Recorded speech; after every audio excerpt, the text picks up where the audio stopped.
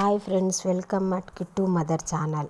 ఇప్పుడు మీరు చూడబోయేది 1000 సంవత్సరముల చరిత్ర కలిగిన, నేటికి కూడా ఏమాత్రం చెక్కు చెదరకుండా అంతే అందంగా నిలిచి కొంచెం వారసత్వ సంపదల్లో స్థానాన్ని దక్కించుకొని భారతదేశంలో అతిపెద్ద శివలింగాన్ని కలిగి ఉండి వింతలను విశేషాలను కలిగిన ఆలయమే బృహదీశ్వరాలయం.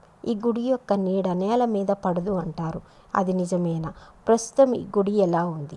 జర్మనీలోని సర్యూసెన్ టవర్ని 1450 సంవత్సరంలో నిర్మించారు.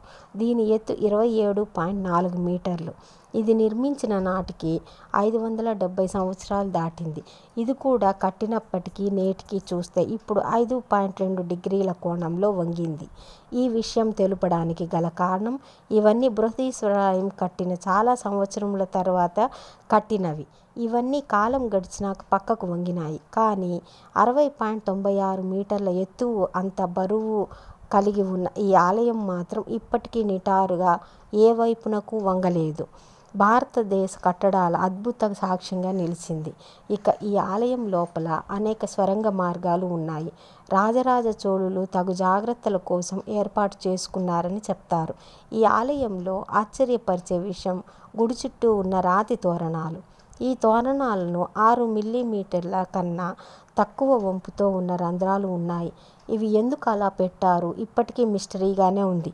ఇక ఇంత అద్భుతమైన ఈ విశేష కట్టడాన్ని కుంజిర రాజరాజు పెరుందాక్ష అనే సాంకేతిక నిపుణుడైన వాస్తుశిల్పి నిర్మించినట్టు ఇక్కడ శాసనాల ద్వారా తెలిసింది. భారతదేశ స్వాతంత్ర్యం తర్వాత 1954 సంవత్సరంలో మొట్టమొదట 1000 రూపాయల నోటు చలామణిలోకి తీసుకురాగా భారతదేశ ప్రభుత్వం ఖరీదైన ఈ నోటు మీద బృహదీశ్వరాలయం బొమ్మని ముద్రించింది.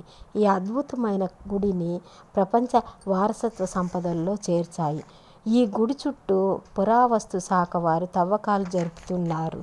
తవ్వకాలు జరిపిన ప్రతిసారి ఏదో ఒక శిల్పమే లేదో ఆనాటికి సంబంధించిన వాస్తులు బయటపడుతుంటాయి. ఇవన్నీ ఆనాటి వైభవాన్ని చాటుతున్నాయి. ఈ ఆలయాన్ని సందర్శించేందుకు ప్రయత్నించండి, చాలా బాగుంటుంది. ఈ గుడి టైమింగ్స్ వచ్చి ప్రతిరోజు ఉదయం 6 నుండి మధ్యాహ్నం 12:30 వరకు, అలాగే సాయంత్రం 4 నుండి రాత్రి 9 గంటల వరకు తెరుస్తారు. ఇక ఈ ఆలయం రూపు 1000 సంవత్సరముల క్రితం ఎంత అందంగా ఉందో అంతే అందంగా ఇప్పటికీ చెక్కు చెదరకుండా ఉంది.